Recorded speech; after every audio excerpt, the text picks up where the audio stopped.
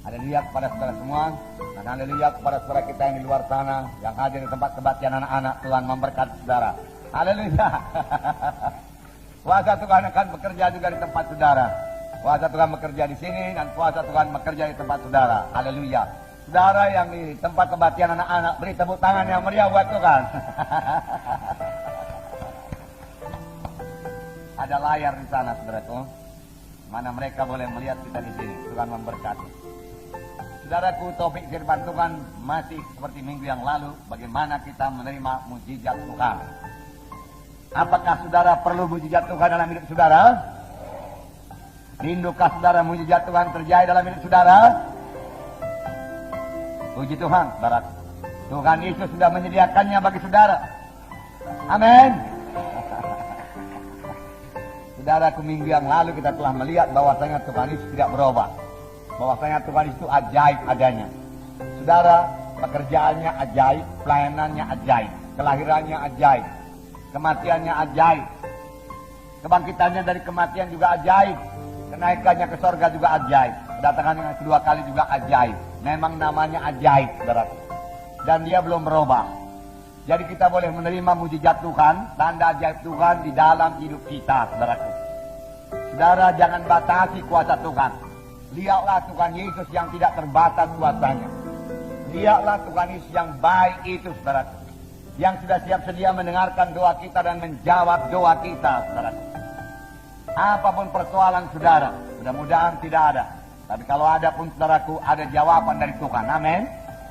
Boleh jadi berupa penyakit, saudaraku, ya, sudah lama saudara derita, dan dokter mengatakan ini sulit disembuhkan atau sama sekali tidak bisa disembuhkan. Jangan putus asa. Ada mujizat Tuhan. Amin, saudara.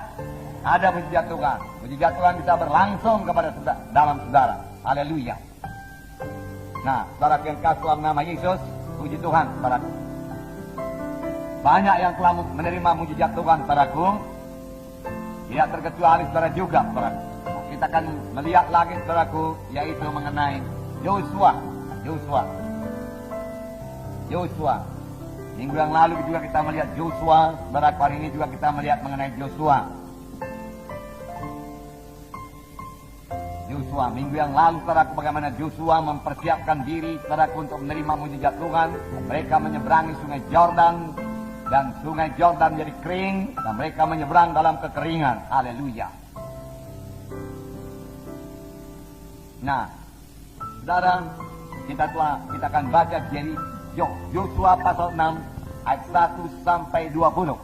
Bersama-sama kita membacanya. Bukalah kitab saudara. Yosua pasal 6 ayat 1 sampai 20.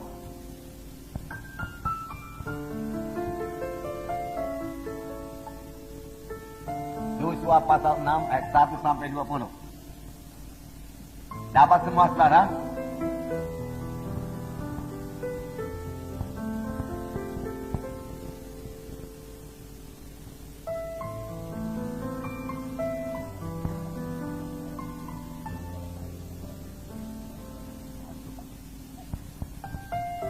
Oke, mari kita baca bersama-sama Yosua pasal 6 ayat 1 sampai 20. Dalam pada itu, Yeriko telah menutup pintu gerbangnya, telah tertutup kota itu karena orang Israel. Tidak ada orang keluar atau masuk. Berfirmanlah Tuhan kepada Yosua, ketahuilah, aku serahkan ke tanganmu Yeriko ini, beserta rajanya dan pahlawan-pahlawannya yang gagah perkasa. Haruslah kamu mengelilingi kota itu, yakni semua prajurit harus mengedari kota itu sekali saja. Demikianlah harus kau perbuat 6 hari lamanya.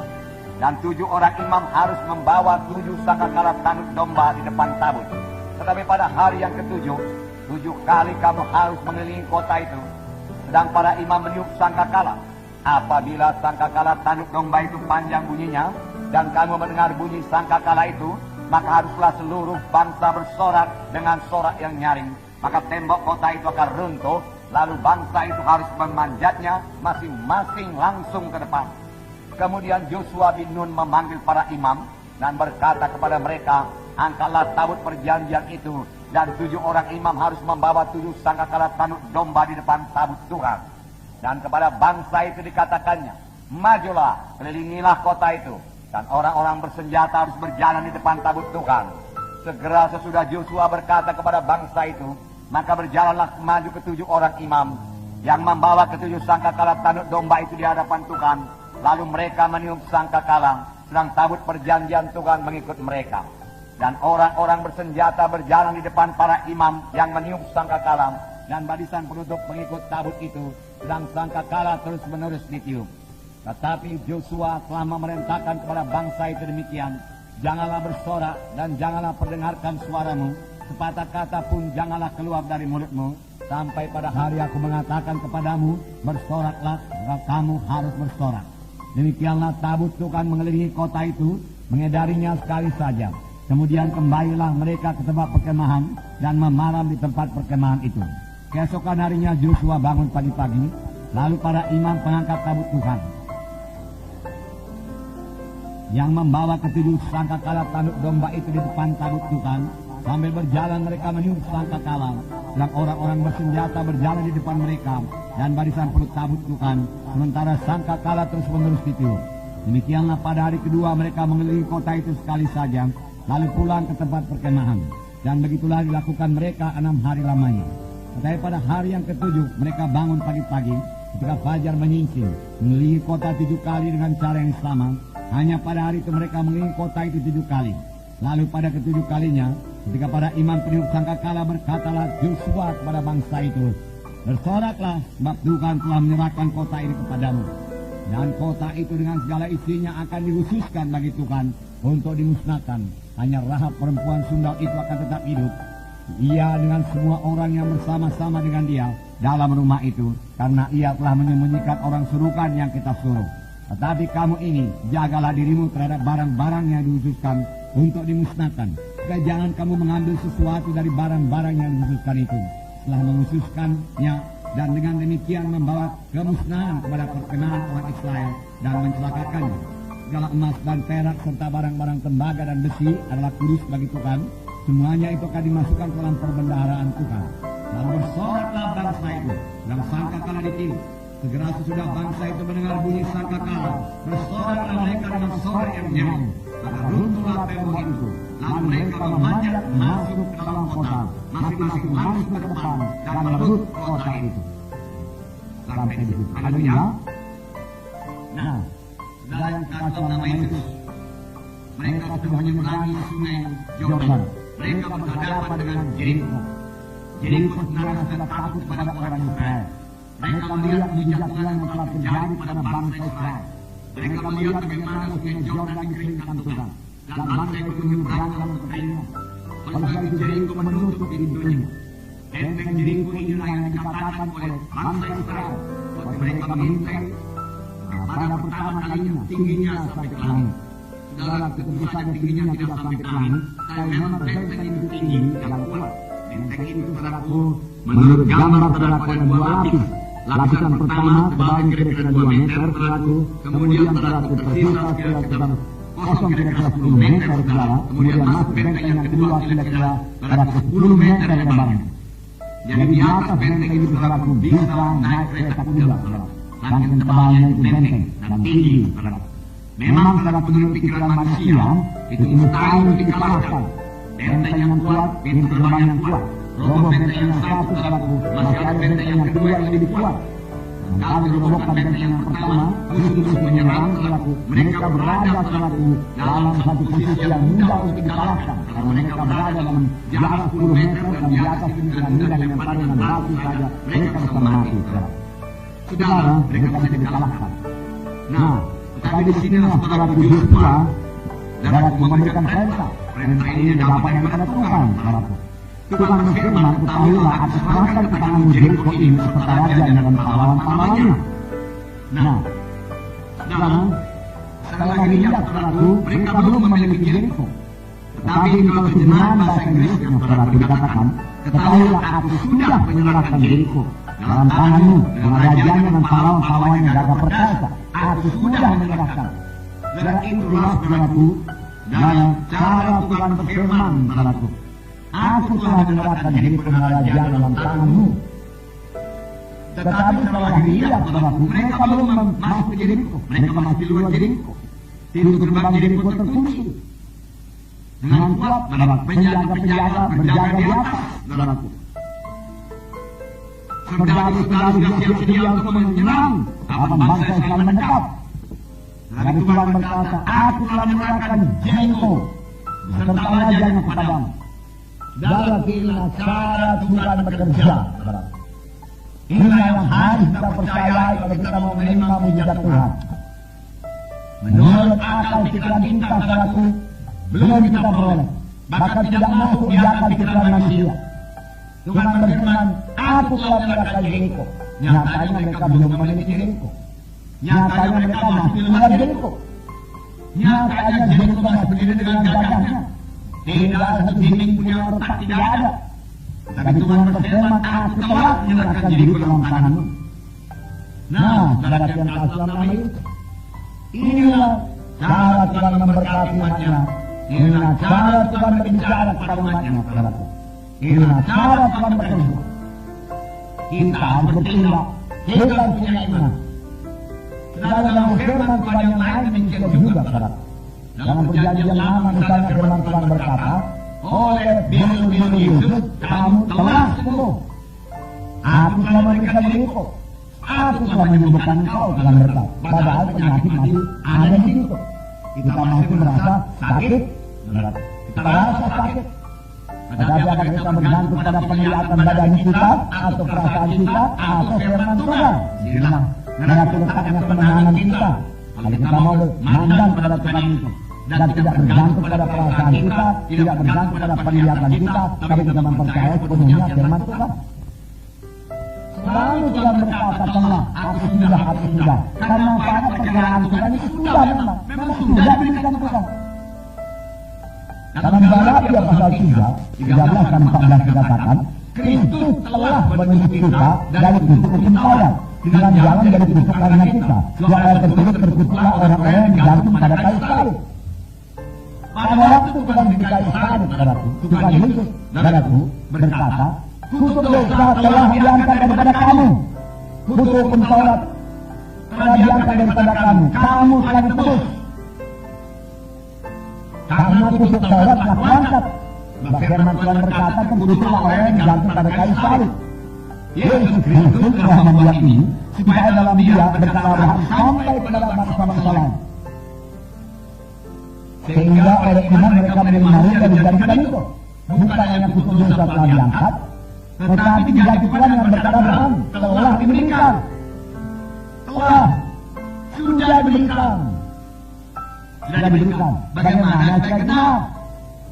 Bagaimana bangsa Israel supaya memiliki Jericho? Kita pelajari pada hari ini, saudaraku. Apa yang mereka perbuat sehingga mereka betul-betul memiliki Jericho. Pada perkiraan Tuhan mereka sudah memiliki Jericho, tidak ada persoalan. Tuhan Tuhan berkata, aku telah memberikan Jericho beserta rajanya kepadamu.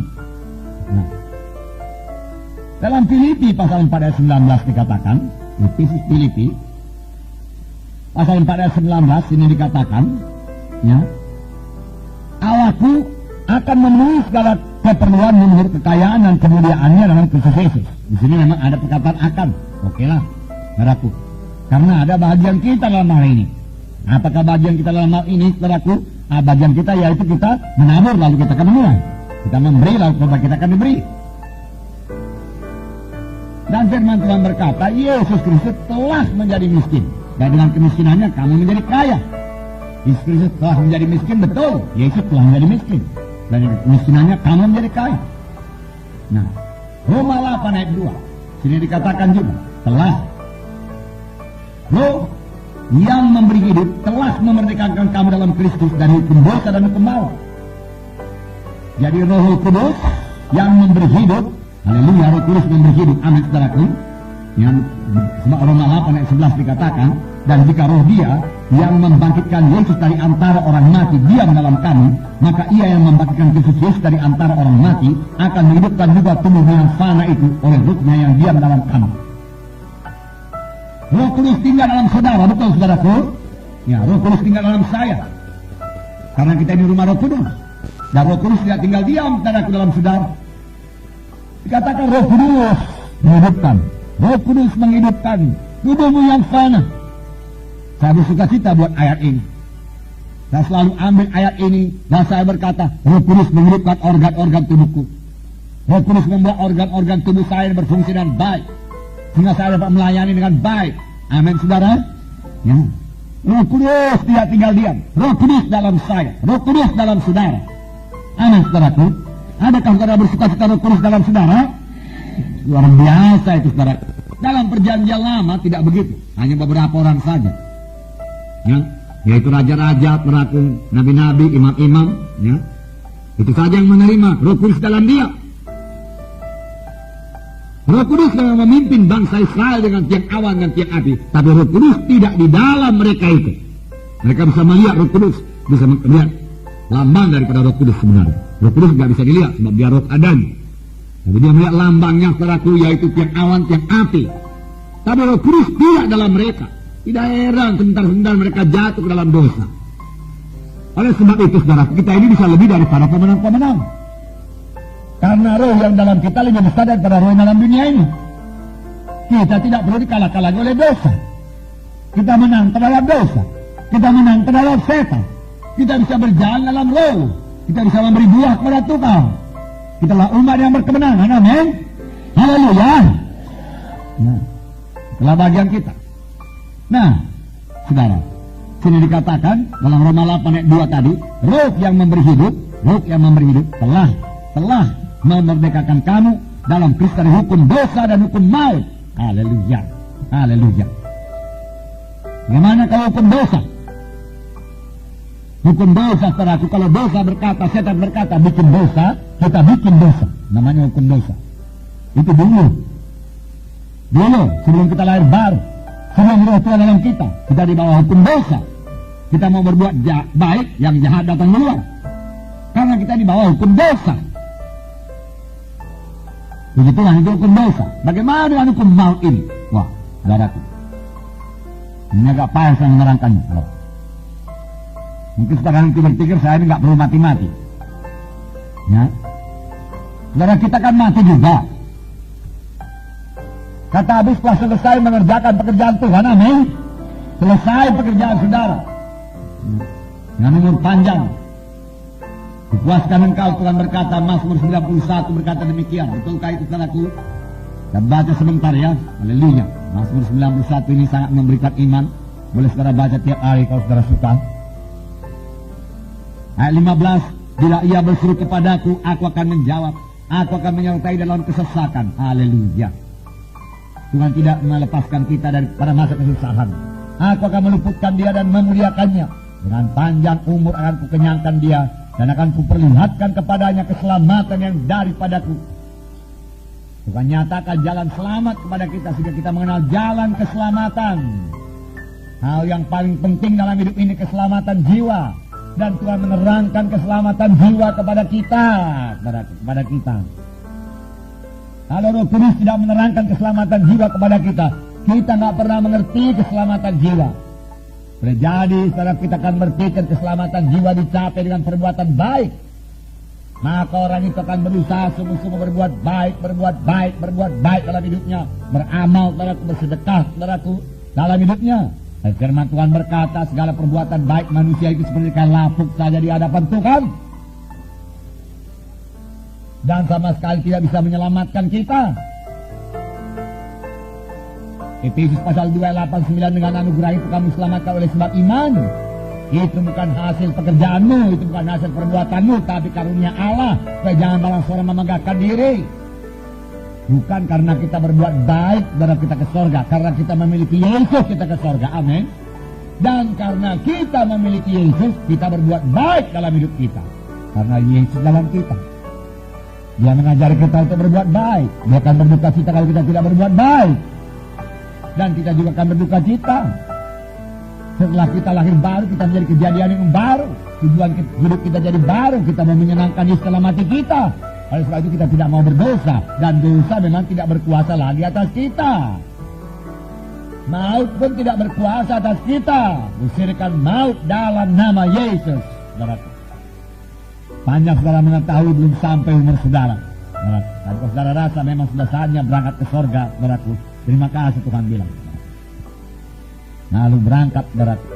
Tempat yang ada sana batu semen-semen putihnya itu di Son Maradian. Saya lebih suka di sini berkhotbah, saudaraku. Saya lebih suka KKR daripada di situ, saudaraku. Amin. Ya, saya lebih suka membawa jiwa-jiwa dan berdoa buat jiwa-jiwa. Saudara, karena Tuhan telah menyembuhkan saudara, karena bilur Yesus telah menyembuhkan saudara, maka saudara boleh memiliki umur yang panjang. Amin. Hizkia pendek saja doa. Seorang nabi Tuhan datang kepadanya, Hizkia atur ke rumah tanggamu, engkau akan mati tak dapat tiada. Hizkia memalingkan wajahnya ke dinding dan dia berdoa, Tuhan ingatlah aku, sungguh-sungguhnya aku mengikuti kau Tuhan. Memang banyak kekuranganku Tuhan, tapi aku tidak lagi melayani dosa, aku melayani kau Tuhan. Kasihanilah aku. Lalu Tuhan berfirman pada Nabi Yesaya waktu itu ya, dia katakan, Nabi Yesaya balik lagi, dia katakan kepada Hizkia, kutambahi umurnya 15 tahun lagi. Sedikit aja 15 tahun sama Tuhan, saudara. Barangkali sama kita 15 menit gitulah, saudara.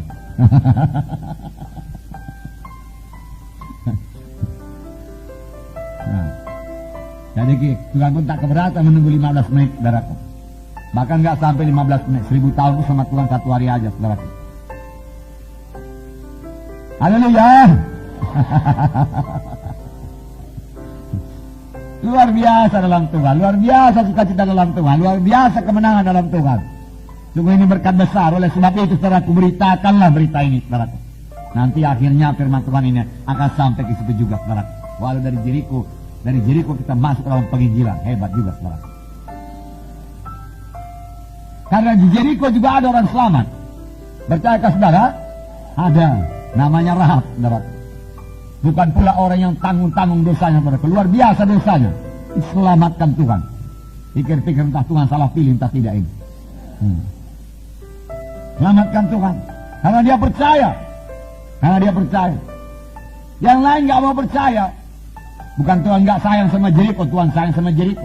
Nanti kita baca bahwasanya menurut pengakuan Rahab ini, orang Jeriko sudah 40 tahun lamanya mendengar mengenai Allah orang Israel. Sudah kami dengar bagaimana dia membebaskan kamu dari Mesir. Kami tahu Allah kamu membelah laut Kulsum. Kenapa gak bertobat? Dikasih lagi waktu 7 hari, saudaraku, sama Joshua untuk mengeliling-keliling. Dia diam-diam di situ, 7 hari, saudaraku. Kalau waktu 7 hari dalam 1 hari mereka bertobat. Raja Jeriko berkata, bukalah pintu gerbang itu, mari kita sujud menyembah kepada mereka. Takkanlah terlawan kita Allahnya itu. Kalau semua dibukanya, dibelahnya. Sedangkan ini sungai Jordan aja putus dibikinnya, apalagi benteng kita ini remuklah dibikinnya ini. Marilah kita bertobat, dikatakan pasti semua selamat. Semuanya selamat itu, saudaraku. Tapi inilah kekerasan hati, saudara. Dan Tuhan memberikan manusia ini kehendak bebas. Tapi janganlah kehendak bebas kita ini, saudaraku, saudara, memisahkan kita daripada Tuhan, saudaraku. Nah, kenallah bahwa roh Tuhan dalam kita lebih besar daripada segala roh-roh jahat yang lain. Roh Tuhan dalam saya lebih besar daripada benteng Jeriko. Karena benteng Jeriko tidak sebesar gunung. Firman Tuhan berkata, barang siapa yang berkata kepada gunung ini, beranjaklah dan tercampaklah ke dalam laut, asal tidak bimbang hatinya tapi percaya bahwa apa yang dikatakannya itu akan terjadi, maka hal itu akan dijadikan baginya. Amin. Luar biasa, kita ini umat pemenang, saudara. Marilah kita mengerjakan pekerjaan yang besar buat Tuhan. Indonesia ini menantikan saudara. Mari bergerak, mari bergerak. Mari bangunkan jiwa-jiwa dalam kelompok sel saudara. Mari muridkan dia sungguh-sungguh, saudaraku. Saudara, kemungkinan besar dia pasti dia dipakai Tuhan untuk pelayanan yang besar, saudaraku. Dan saudara punya andil dalamnya, saudaraku. Dalam memuridkan dia, kita nggak usah cemburu. Kalaupun anggota kelompok sel kita nanti dipakai Tuhan lebih daripada kita, haleluya, puji Tuhan. Kalau saudara dipakai Tuhan lebih daripada saya, haleluya, puji Tuhan. Bisakah itu, saudaraku? Bisa. Saya dulu nggak ada yang ngajarin, saudara diajarin, ada institut, ada buku, ada hamba-hamba Tuhan lagi. Bahkan hamba-hamba Tuhan dari luar negeri pun ikut mengajari saudara. Mereka sudah berpengalaman, banyak belajar daripada firman Tuhan, saudaraku. Saudara, apalagi ini akhir zaman, saudaraku. Mana Tuhan mau mengerjakan perkara yang besar. Yesus sebentar akan datang, saudaraku. Tidak lama lagi dia akan datang, saudara. Apalagi sebenarnya yang dikejar-kejar dalam dunia ini, saudara. Jiwa-jiwa menantikan kita, jiwa-jiwa menanti, saudara. dalam pertemuan desa, saudaraku, jiwa-jiwa, saudaraku, hamba-hamba Tuhan bersemangat. Ya, dia berkata, Pak Munti bikinlah KKR di Jambi, dia katakan. Bikinlah KKR di Pekanbaru, dia katakan. Haleluya, saya berkata, saya suka cita, saudara. Ya. Makanya lebih banyak lagi KKR, saudara. Haleluya, saudara. Ya, barangkali kalau dekat-dekat saudara mau ikut ya. Lubuk Pakam gitu ya. Kita akan buat juga KKR Natal Lubuk Pakam, amin. Haleluya. Biar kita sapu bersih Lubuk Pakam, saudara. Takluk dan Lubuk Pakam. Dekat saja, saudara. Mana lagi? Hah? Banjar Batu. Aduh, dekat kali, dekat.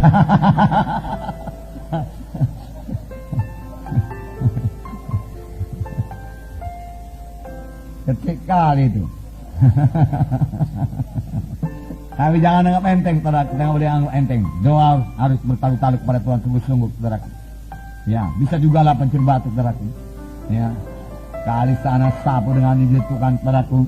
Ambil satu ruko, saudaraku, bikin terus kebaktian minggu, saudaraku. Amin. Ya.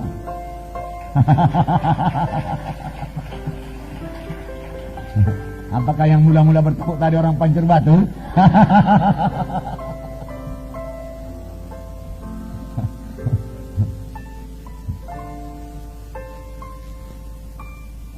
Siantar, saudaraku. Apakah Siantar sudah siap di tua ini? Ya, Siantar. Saya pikir banyak yang mau berangkat ke Siantar ini, saudaraku. Sebarkan undangan, doakan orang sakit, saudaraku. Bawa yang sakit, saudaraku. Bawa yang sehat juga, saudaraku. Ya, karena tanpa Yesus dia terhilang. Nah, di sana kebanyakan sudah gereja, saudaraku. Sudah anggota gereja, saudaraku. Bahkan, saudaraku, yang ahli-ahli lagi dari firman Tuhan, saudaraku. Tapi Yesus saja menyelamatkan, saudaraku. Ya, pengetahuan akan firman Tuhan kalau tidak membawa kepada iman yang teguh, saudaraku. Kalau tidak membawa kepada iman yang teguh dan iman yang menyelamatkan, saudaraku, tidak akan membawa dia itu kepada keselamatan, saudaraku. Hanya sekedar pengetahuan saja. Boleh jadi dia tahu dengan bahasa aslinya sekalian, saudaraku, tidak membawa kepada keselamatan. Nah, hanya satu yang bisa membawa keselamatan, yaitu Tuhan Yesus Kristus, saudaraku.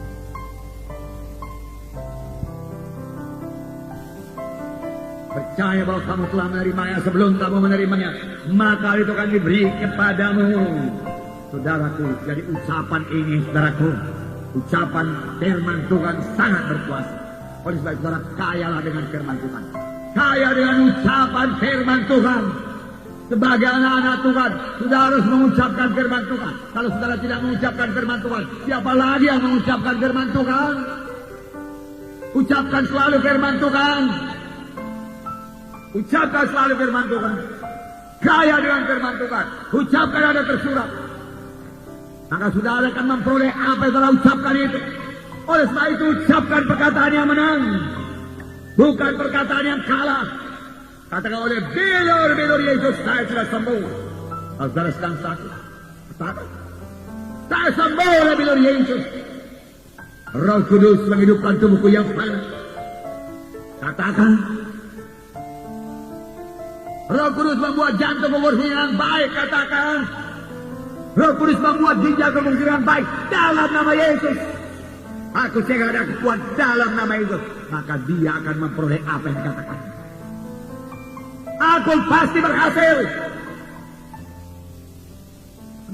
Apa dasarnya kita berkata aku pasti berhasil? Karena kutuk dosa sudah diangkat daripadamu dan berkata Abraham telah menjadi milikmu. Luar biasa. Seharusnya saya ulangi lagi, setiap anak Tuhan orang yang paling bersuka cita, paling berkuasa di dunia ini. Tapi jangan hidup duniawi. Hidup dalam roh Tuhan, percaya firman Tuhan.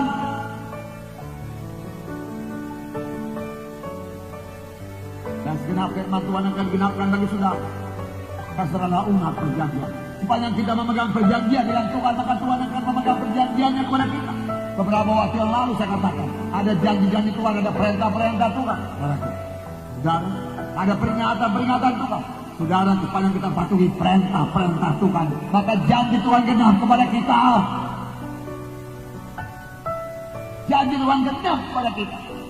Dan Tuhan suka menenapi janji-janjinya bagi saudara. Tuhan berjanji supaya boleh digenapi. Tuhan tidak memberikan janji yang kosong kepada kita, tidak. Tuhan mau kita menikmati, mengalami, menerima kegenapan janjinya dalam hidup kita. Karena itu memang sudah dia sediakan bagi kita. Terima itu. Terima. Itu milik saudara. Saudara, beriman. Saya katakan beberapa waktu yang lalu, iman tidak bergantung kepada perasaan. Haleluya. Iman tidak bergantung pada perasaan. Iman tidak bergantung pada penglihatan. Haleluya.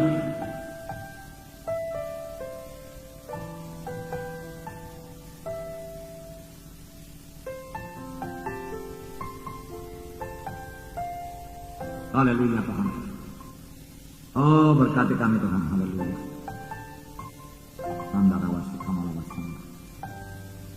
Haleluya. Haleluya. Jangan akui penyakit. Jangan akui kekurangan. Saudaraku, akui firman Tuhan. Kalau perasaan mengatakan sakit, itulah saatnya setelah kita melawan penyakit itu. Itu saatnya kita bertindak. Itu saatnya kita berdiri di atas firman Tuhan dan berkata dalam nama Yesus, penyakit kau tidak berkuasa atasku dalam nama Yesus. Amin. Itulah peperangan rohani saudara.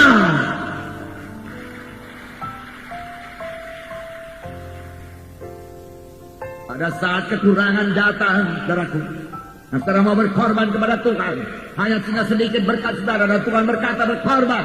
Jelas saudara dengarkan surat Tuhan, sama sebagaimana kesaksian saudara baca dalam berita iman. Bertindaklah, saudaraku.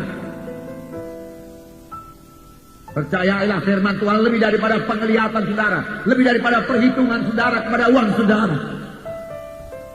Kita berjalan dengan iman, bukan dengan penglihatan, bukan dengan perasaan, saudaraku. Nah, firman Tuhan genap pada saudara.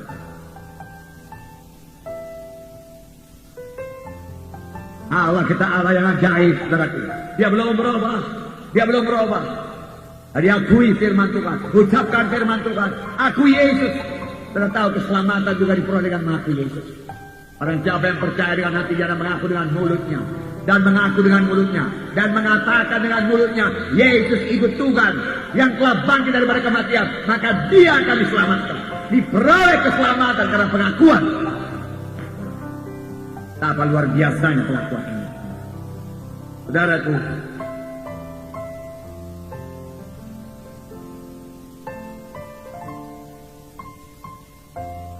Saya ceritakan pada saudara satu cerita. Saudara tahu ceritanya pada buku Bilangan. Bilangan 13, saudaraku. Ini bangsa Israel sampai di Kades Barnea, hanya tinggal masuk ke tanah perjanjian, saudaraku.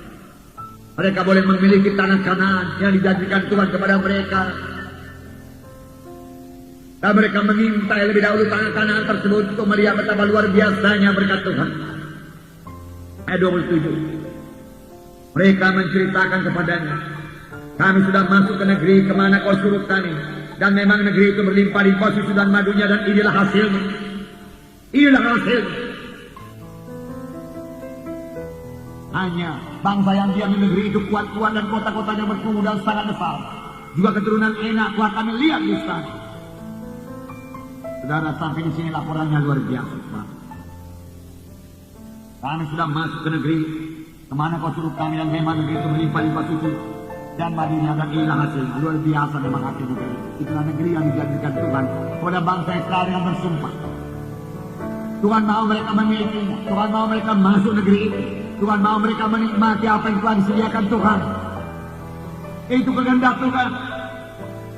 Tetapi mereka memakai penglihatan mereka. Mereka memakai perhitungan secara pikiran mereka. Mereka percaya kepada apa yang dilihatnya, bukan kepada apa yang dikatakan firman Tuhan. Saudaraku, perasaan kita selalu bertentangan dengan firman Tuhan. Penglihatan kita bertentangan dengan firman Tuhan. Pikiran kita bertentangan dengan firman Tuhan. Kemudian firman Tuhan berkata, pikiranku bukan pikiranmu, jalanku bukan jalanmu.